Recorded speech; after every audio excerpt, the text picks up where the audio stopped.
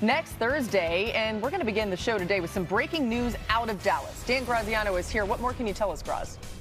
Yeah, Laura, finally, at long last, an actual update on the Micah Parsons situation. Along with Adam Schefter and Todd Archer, we are reporting today that the Cowboys have, heard from teams regarding a possible Micah Parsons trade, and that really for the first time, the Cowboys have signaled that they're at least willing to listen. But the impression that we've been able to form over the last day or so is that the Cowboys want this thing resolved pretty soon, like in the next couple of days, so they can start preparing for their practice week against the Eagles. How it gets resolved is still anyone's guess. It doesn't sound like a trade is close, but there's certainly the possibility that a team could get aggressive and make it happen. A lot of things would have to happen. Micah and his agent would probably have to talk to the acquiring team about a contract. The acquiring team would have to satisfy the Cowboys' requests in terms of trade return, and it would have to be a place that Micah wanted to go. So a lot of things can still happen here, but interesting that at least the Cowboys, who have said all along they weren't going to trade him, seem to be softening on that stance at least a little bit. Yeah, I mean, Graz, it's fascinating. You think about the caliber of this player on the screen right now, and you can't even imagine trading a player like that away. But again, this is the reporting that we're hearing, and the Cowboys are listening. Mike Tannenbaum, Mina Kimes joining Dan Graziano throughout this show. Mina, I start with you. What are your initial thoughts when you hear that the Cowboys are listening to trade offers for Parsons? I would hope, if I was a Cowboys fan, that this is just a leverage play, because if they are actually considering trading Micah Parsons and they actually do it, it will go down as one of the biggest blunders in the history of the franchise. Honestly, the sport, quite frankly, because it makes no sense.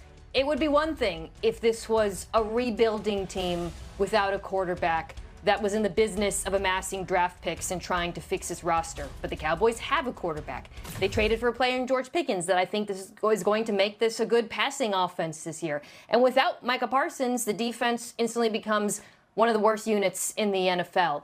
It makes no sense. And again, even if they were to do it, let's say, and get all those draft picks, you get draft picks like that in hopes of getting a player like Micah Parsons, which never happens in the NFL because he's one of the two best pass rushers in the league. It's just insanity to me that it's even gotten to this point. And truly, if that happens, the fan base should be incredibly upset with Jerry Jones. Yeah, well, I think we all agree. Also along, we talked about Terry McLaurin, Trey Hendrickson, and obviously Micah Parsons. And this seemed like the easiest one to get done, given age, productivity, and everything Mina said about the player. With that said, there is a little bit of a mini bye week now, ironically, except for Philadelphia and Dallas being about 3 or 4 extra days in the calendar. So if Dallas was going to do this, guys, what I would be saying is to every team, by close of business tomorrow, I need your highest and best offer. Picks, players, whatever it may be. And I say this, we woke up this morning, and Dan Graziano had started this report. And if I was with a team and started Dan's report, I'm talking to ownership. I'm talking to our head coach. So if I'm teams in the NFC North and there's maybe a team that could be interested in him, I think the other teams would want to say, like, hey, wait, Micah Parsons is actually available. Like, what could we do here? And if I'm Dallas, I'm trying to hold an auction as fast as possible. I think it was fascinating if it does progress to the point where there's a trade, it's trying to figure out what the return for a player like Micah Parsons at age 26 would be. I think you're talking about multiple very high picks, multiple first-round picks, and probably at least one defensive front seven player who's probably young and maybe on a rookie contract that can help replace Micah Parsons. The team that would be able to give all that and give Micah Parsons the contract he wants and fit them under their salary cap, all with a week to go before the season, it will be very interesting to see who that team turns out to be, if anyone. Yeah, I feel like we're playing Mad Libs here. Like just none of this even makes any sense, and we're putting things in, and yet it's just incredible that we've even gotten to this point, as Mina said. Mike, obviously, and you alluded to this, every team could use a player like Parsons, but let's pick out a specific team or two that would benefit the most from getting him if Dallas does end up trading him. Yeah, one point I would make to Dan's point, I was actually in that situation with the Jets when Brett Favre became available. Like, we had to figure out really quick, could we afford him, what we have to give up? We had Chad Pennington. You're going to have to move fast. And just focusing on the NFC North to answer your question, to me, I would start with Green Bay and Detroit. You put Micah Parsons on either of those teams, and you have to get past Philadelphia, San Francisco, all these other high-powered teams, Washington, he could be outcome determinative in terms of, like, we could get to the Super Bowl. And if I'm Brad Holmes of Detroit, if I'm Jason Light of even Tampa Bay, I would certainly try to get Dallas on the phone and close them out and say, we're not negotiating, I'm paying a bill. So, hey, if it's Green Bay, it's Devontae Wyatt and 3 first-round picks, whatever it may be. It's Brian Branch and 2 first-round picks. And I just want to know what the bill is. I'm going to get the head coach, I'm going to get the owner in the room, and we're going to make a decision really fast. Ooh. Green Bay, Tampa both make sense to me. I like those ideas. Detroit, a little bit apprehensive because they got to pay Aiden Hutchinson soon, so you'd be committing a lot of money to pass rushers. I'm going to throw out another team that I haven't seen people talking about. How about the LA Chargers? Ooh. Young roster. As a result, they have the second most cap space in the NFL, nearly $100 million next year. They already paid Justin Herbert. And the defense was really ahead of schedule last year under Jesse Minter. But when I look at the pass rush, you have Khalil Mack, who's nearing the end of his career, most likely. You have Tuli Tuipulotu, who's good. But Micah Parsons would really be a difference maker on that pass rush. I like a lot of the young players in the linebacking group, the secondary. That, to me, would be a difference maker and would make them they would make them contenders in the AFC.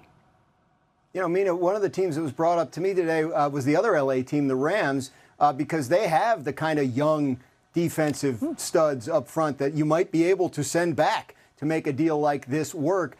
So we could list every team. But I also think it's interesting to think about teams like say, the New England Patriots, who have a quarterback on his rookie deal and are trying to build something out for the future. Micah Parsons is not a one-year rental. Like, whoever trades for him, if someone were to trade for him, is probably anticipating having him for the next decade, which is what Dallas should be doing. But obviously, this thing's gone sideways. You know, this conversation has gone full circle. It goes back to what Mina said at the top of it, which is like the object of the exercise is to get a dominant young pass rusher. So, again, if I'm Dallas, at some point, you just have to sit down and say, hey, look, this offseason went as predicted. A year ago was Nick Bosa, roughly at $34 million. We're at $41.5 with TJ Watt. Let's just pay the bill and move on. Yeah. Because, again, when you trade for George Pickens, you have Dak Prescott under contract. You feel like you've made reasonable improvements in your passing offense. You have a chance with Parsons and no chance without him. Yeah, you just got to do it. By the way, the season opens for them a week from today, and there's no better time than right now. Again, another reminder, too, that this timeline is going to happen really fast. Graz alluded to that as well. They've only got this a couple days, maybe, before they want to get something done. All right, time for some top stories. We'll keep an eye on this Micah Parsons situation. But let's go to the other side of the season opener. Graz, what is the latest in Philadelphia?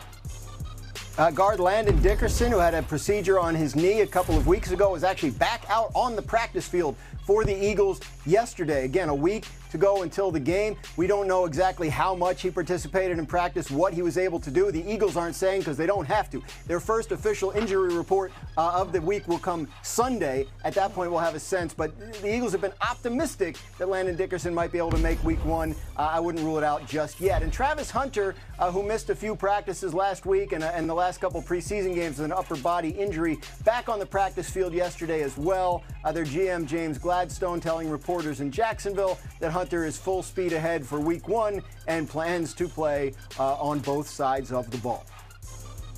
I can't wait to see what that ends up looking like. We've got a lot more coming your way here on NFL Live, but how about this? New on the show from our Dolphins reporter, Marcel Louis-Jacques. Wide receiver Tyreek Hill participated in today's practice for the first time in 3 weeks. Hill's been dealing with an oblique injury. Head coach Mike McDaniel said this morning the belief is that Hill is on track to be ready for their week 1 game against the Colts. Another thing to keep an eye on is Rashee Rice suspended for the first 6 games of the season for violating the NFL's personal conduct policy. The suspension follows Rice's guilty plea to third-degree felony charges related to a March 2024 car crash in Dallas.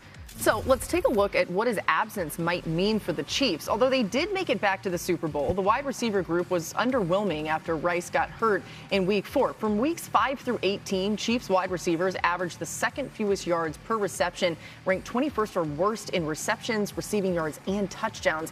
I mean, how can they make sure they get more out of that wide receiver group to start the season without Rice, now that they know he'll be out for 6 games? You know, it's going to look like a lot like it did in the second half of last season, Laura. And that's not necessarily a bad thing. While they didn't get a ton of production out of the receivers, it was still an efficient offense. Chiefs used a ton of 12, 13 personnel, putting multiple tight ends on the field. I think they figured out how best to utilize Xavier Worthy, not primarily as a downfield threat, but using him more on shallow concepts against man coverage underneath, manufactured touches. To me, though, the biggest thing that they can do to improve upon what we saw at the end of last year without Rice is not really about the receivers. Also, I should mention Hollywood Brown being back at some point could help, but more about the run game. This was the least explosive rushing attack in all of football last year. Isaiah Pacheco played briefly in the preseason game against Chicago, and I thought he looked more explosive than he did last season, so I think there's hope that farther removed from the injury, maybe they can get more from him on the ground. I think, to me, if they can get more out of him, coupled with understanding how to use Worthy and then hopefully having some Hollywood Brown at some point, the offense can be, at minimum, at least as good as it was in the second half of last season. Mina, I'm a little bit more optimistic. If you go back a year ago, they averaged 6.2 air yards per attempt, which was 29th in the league. And to me, it was all about him not being comfortable with a very suspect Oh, yeah, offensive or line. that. Yeah. Josh Simmons, to me, is going to be outcome determinative of this group because I think he is a guy that, if he was healthy, would have been in the top 10. And if he's well protected, I think Patrick Mahomes can get the ball down the field. So as you mentioned, Xavier Worthy, if Hollywood Brown's healthy. Smith-Schuster can't run anymore, but he's really reliable. He's almost like a pass-catching tight end. So it is far from ideal until they get Rashee Rice back. But Josh Simmons, to me, really improves that offensive line, and I think that gives them a degree of explosiveness because Mahomes will be more protected than he was a year ago. Yeah, and everything we've heard out of Kansas City so far about Josh Simmons, the rookie left tackle, has been extremely positive. They believe he's ready to step in day one and be what they thought he would be when they drafted him. So that's good news. You know, Xavier Worthy got a lot better as the season went along. The Chiefs felt like DeAndre Hopkins being there was a help to him, helping teach him about route running.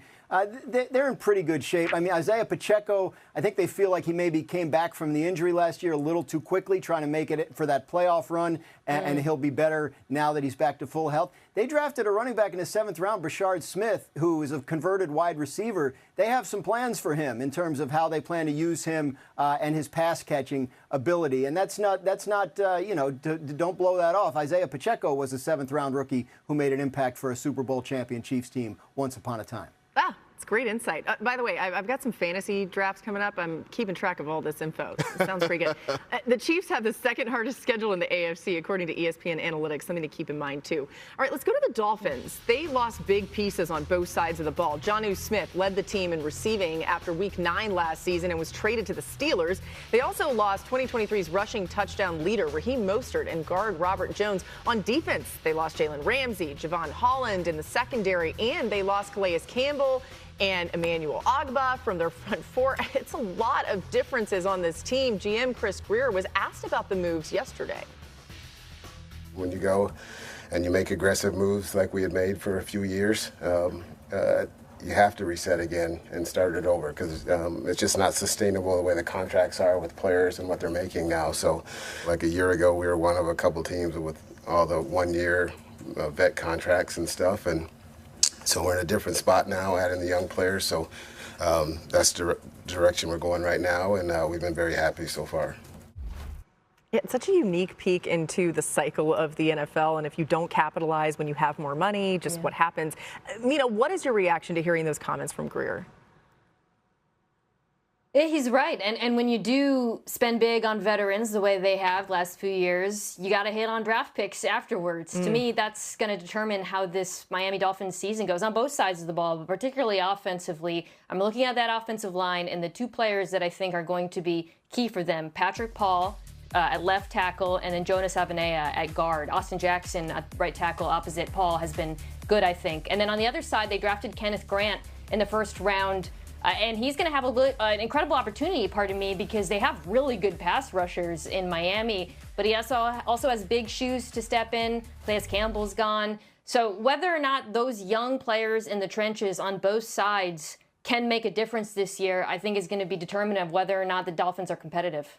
Yeah, what's interesting to me about Miami is, like, we've talked a lot about what they don't have, but when you look at what they do have, when it starts with Tua, Jalen Waddle, and Tyreek Hill, when those three players are on the field, they're 22-14 over the last 3 seasons. So we know they could score points. And, Mina, as you mentioned, they could also rush the passer. Jalen Phillips, if he's healthy, Bradley Chubb, if he's healthy, along with Chop Robinson. Now, look, there's a lot of questions about their secondary. They just added Jack Jones, Rasul Douglas over the last couple of days. They have Storm Duck. A lot of questions back there. But I know this. If you could rush the passer consistently, it allows you to cover up some vulnerabilities on the back end. So they can do the hard things well, score and rush the passer, and hopefully that will be more than enough to make up for, again, some of the other questions they have. You know, the Dolphins started 2-6 last year. Then they won 6 of their next 8. And if you talk to people in that building, they'll tell you that that 8-game stretch showed them sort of who was with the program, and they wanted to lean into some of those guys. And when they did add veterans this offseason, they tried to get guys with good leadership reputations. Willie Gay, the linebacker, Micah Fitzpatrick, the safety. So they really feel like it's been about almost like a culture reset there, and that Mike McDaniel, the head coach, has told the team several times, last year gives us a chance to kind of reset and not have to deal with outside expectations and focus on our work. So they feel like they're trying to get it back to basics there. Of course, the one thing everyone says with the Dolphins when you talk about their prospects this year is, well, we got to keep the quarterback healthy. You know, Dan, I was there when we drafted Micah Fitzpatrick, and he is a guy that will hold others accountable. He is a quarterback of the defense. He has rare leadership, in my opinion, for someone that is a safety. So I totally agree with what you're saying. And ironically about their record, typically Miami wants to play a lot of those home games early, take advantage of the heat down there. Hopefully they'll get off to a better start this year. Yeah, and then they hope they can finish stronger. It's been December collapses, too, that have been sort of the commentary on a lot of their recent seasons when they started out strong. All right, we've got a Hall of Famer and Cowboys legend, Michael Irvin, joins us now. Of course, Michael, what has this experience been like for you to be part of this Netflix series and then now being able to watch the final result?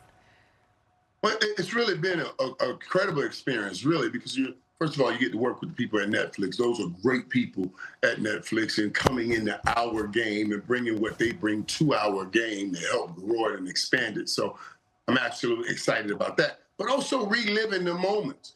We always talk about we're all high achievers, the guys that played the Emmets and the Deons. And all. We always trying to work on the next thing and doing the next thing. That was to go back and revisit our history like that. Yeah, we all started calling each other, looking at it and saying, damn, we were good. We were good. You got that right. That is so true. Now, we saw you with Jerry in the documentary. What do you remember about him during your time as a player versus who he is now? Well, first of all, what I remember is Jerry's always been big. And when he first bought the Cowboys, I remember the first thing he said to me was, Mike, the Dallas Cowboys should be the first thing on everybody's mind in the morning and the last thing on everybody's brain at night. And basically, I thought he was crazy. But the reality is that's exactly what has happened. Wake up and turn on your TV, turn to any sports channels. The first thing people will talk about is the Dallas Cowboys. So, yeah, and looking at that documentary and seeing that he didn't just happen up upon this, that this was his directed goal. He wrote a college thesis on the broken system in the NFL. That was impressive to me. Your Jerry impersonation's really good, by the way. And to your point, we are talking about the Cowboys on NFL Live today. The news of the day, our Adam Schefter reporting that the Cowboys are now listening to trade offers for Micah Parsons. What's your reaction to that? Micah Parsons, hey, look, you can report all you want. There's no way they're allowing Micah Parsons to go anywhere. All of it, all of this is part of the negotiations. And as I talked to Jerry the other day on my podcast, and he was talking about it the other day when he tried to make that offer, he said somebody told him to shove it up his rear and all of that. Honestly, it blew my mind. It blew my mind that any kind of conversation like that would be going on in a situation like this. Micah Parsons, I want him to take control of this thing and say, I don't care about you two and whatever y'all got going. Get your butts in a room and get my money on that paper. That's what you need to be doing. So I'm hoping that's what gets done. But I guarantee Micah Parsons not going anywhere. Jerry's not that crazy. This is all what we call just negotiation stuff. I love it. That's really wise advice from someone who has had an extended holdout with Jerry Jones on the other side. Michael Irvin, thank you so much for joining us here. And guys, check out the documentary. It's absolutely incredible. We appreciate your time. Thank you, Lauren. You guys you do such a great job. Keep doing the work you're doing. I appreciate it. I enjoy it, and I learn a great deal. Well, golly, that made my day. It was great. You make mine. Thanks. Thanks, Lauren. Oh, that was fun. All right, so here's what's happened with Micah Parsons, just to catch you up on everything. You can see all of the twists and turns of this, and as we heard earlier, Mike T alluded to this, it felt like this would have been the easiest deal to get done when we were talking about deals needing to get done this summer, and here we are. So, Graz, catch us up on everything. What can you tell us on why the Cowboys are now listening to trade offers? I think we've gotten to the point, Laura, where we have a week to go before their first game. There hasn't been progress on a long-term deal with Micah Parsons since really Jerry Jones and he spoke in March. That now famous conversation that Jerry felt led to a deal and then felt like Micah and his agent went back on it again. Not saying that's what happened. That's what Jerry says happened. So there haven't been talks. He hasn't practiced. He stands there, you know, on the practice field, or he's lying on the training table, or he's eating nachos as he's walking in, or whatever.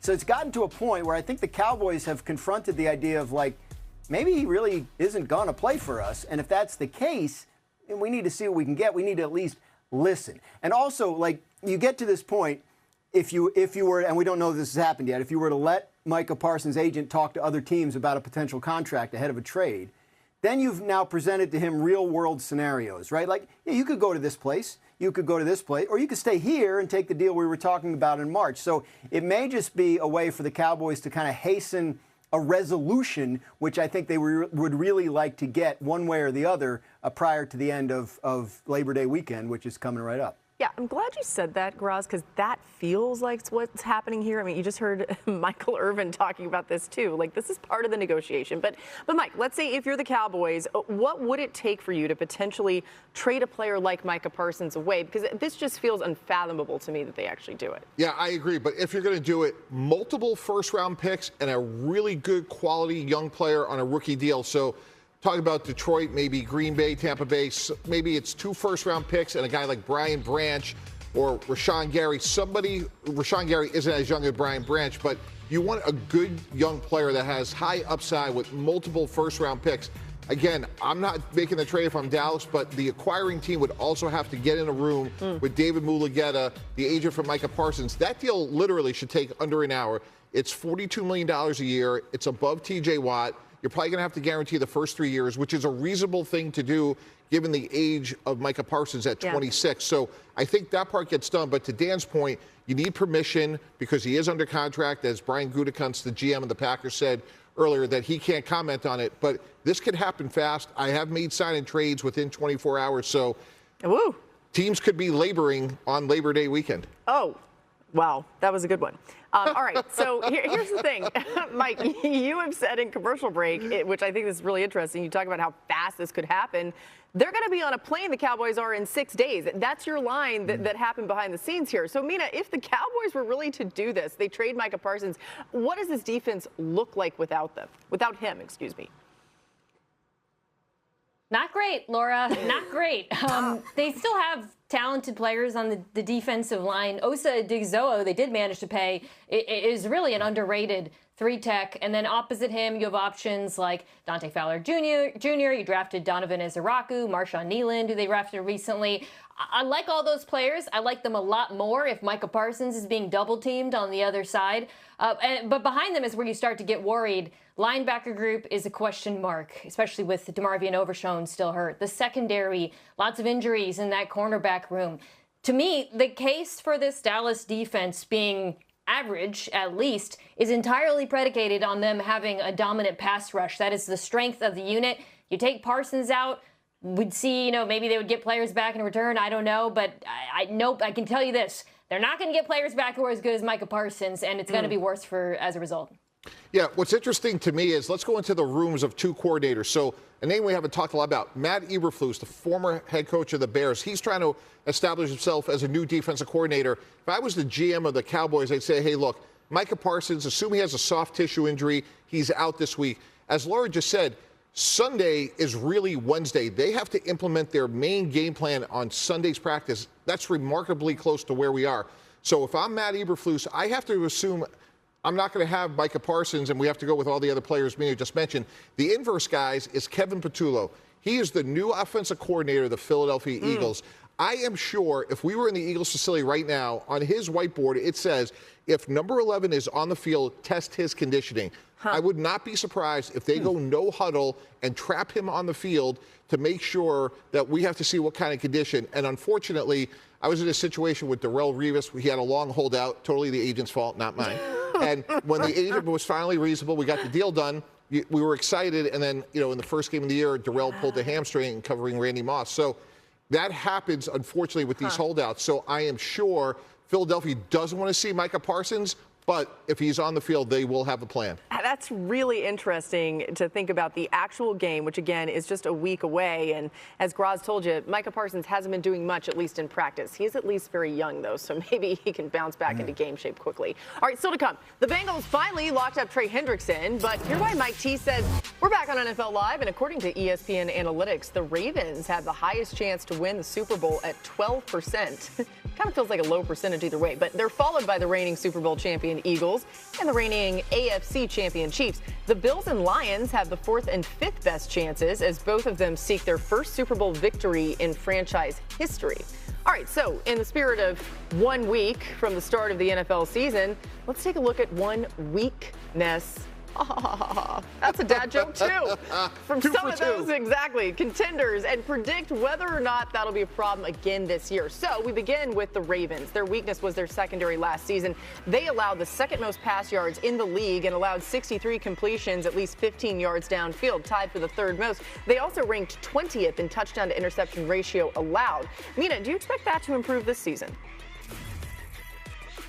I do, because they already fixed it last season. In the second half of the season, after the Ravens shifted some of their starters, they moved Kyle Hamilton back to play free safety. They became the best pass defense in football, first in opponents' points per game, first in EPA per play, first in success rate. Now you throw in their top draft pick, Malachi Starks, into the mix, and I think they're going to pick up right where they left off. I expect this defense to be very good this season. To another Super Bowl contender's weakness, we go to Buffalo, where the Bills couldn't stop great quarterbacks last season. Their defense ranked last in opponent total QBR when facing a quarterback who made the playoffs last season. They also ranked 26th in yards per attempt and 23rd in touchdown to interception ratio. Mike, will they turn that around this season? Yeah, I think they will. They put a lot of resources into that defensive line, drafting multiple players in T.J. Sanders, Deion Walker, Landon Jackson, and then you could look at the veterans here at Joey Bosa. And don't forget, they also drafted Max Hairston, first rounder, who's hurt right now. But all those resources, if they're just average, I think that will go a long way to the problems on that side of the ball. The speed of Hairston is impressive when he gets healthy. All right, another contender, Detroit. Let's talk about their weakness, where the Lions' pass rush was a problem last season, which is understandable with the injuries they dealt with, most notably Aiden Hutchinson missing the final 12 games with a fractured tibia and fibula. They ranked 25th in pass rush win rate and sacked the quarterback at the 5th lowest rate in the NFL. Graz, will the Lions get after quarterbacks better this season? Yeah, if they can stay healthy. I mean, you mentioned Aiden Hutchinson missing the last 12 games. He still managed to lead their team in sacks. They had injuries all across that defensive line. Marcus Davenport, another player they're hoping to get more out of. He's back healthy. So really for the Lions, it's about the health of Aiden Hutchinson and those around him up front. They have a new defensive coordinator, obviously, with Aaron Glenn leaving to coach the Jets, but I don't think it'll be about scheme. I think it'll be about the health of their pass rushers, which they did not have last year. Let's go to Cincinnati, where the Bengals' offense wasn't good enough to overcome how bad their defense was. And that Bengals' offense was great. They scored at least 30 points 8 times last season and still managed to go 500 in those games. The 5 other teams that scored 30 points at least 8 times went a combined 44-5 for reference. The Bengals' 4 losses in this scenario are tied for the most in a season in NFL history, along with the 2002 Chiefs. Thank goodness they got a deal done with Trey Hendrickson. Here's head coach Zach Taylor today. Good to get him, practice these last 2 days, yesterday and today. So it's great to for him to put the pads back on and go rush the passer and play the run and then get this weekend to recalibrate again. He's been in all the meetings, so he hasn't missed anything. He's up to speed at all. It's just physically been doing it with the other 10 guys on defense. But happy to have him back. He looked great in practice yesterday. almost like he didn't miss a beat. Okay, that's impressive. Taylor clearly happy to have Hendrickson back, and I don't blame him. Mina, do you think the Bengals will be improved on the defensive side of the ball this season? I struggle to see where that improvement is coming from. I mean, it's not coming from having Hendrickson because they had him last year and they were still terrible, and he led the league in sacks. So even if he is as good as he was last year as a pass rusher, they're not going to be better. I don't think it's going to come from free agent additions because they really didn't make any outside of, I don't know, TJ Slayton on the defensive line. If it does come, Laura, it has to come from development of the young players. And that's not just their first-round draft pick this year, Shamar Stewart or Demetrius Knight, who I think is going to play. The players who they've drafted over the last 3 years need to develop in a way that they hadn't under the previous defensive coordinator, Lou Anarumo. That, to me, is the only way this defense improves upon what we saw last year. And the early returns in the preseason don't look like that's going to happen immediately, but perhaps by midpoint in the season or as it rolls along, we'll see some development. I agree with Mina. This really has to be the Kansas City Chiefs East. Look, Patrick Mahomes justifiably gets the headlines, but one of the reasons they've had such success is all the young players Kansas City hit defensively. And when you think about the Cam Taylor-Britts, the DJ Turners, the Dax Hills of the world, those are the key guys for the Bengals, because when you're paying all those players on offense and Trey Hendrickson, that's the only way you're going to have sustainability. And the old Bill Walsh axiom, pass to score, fourth quarter pass rushers, and you just hope now with Trey Hendrickson and rookie Shamar Stewart, they could rush the passer in the fourth quarter. Because, Laura, to your stat, when you score in the 30s, that should be more than enough to win, your fair share of games. Yeah, and that offense is picking up right where it left off. The Bengals, Graz, moved on from their longtime defensive coordinator, Lou Anarumo. They brought in Al Golden to take over. What have you heard about that transition? It's a completely different scheme that they've spent the offseason learning, and I think it's important to note, and they've said this outwardly, that they did not want to show anything about it in the preseason games. They didn't game plan for the opponent. They didn't do anything complex. They didn't work on disguises. They wanted to be as vanilla as possible.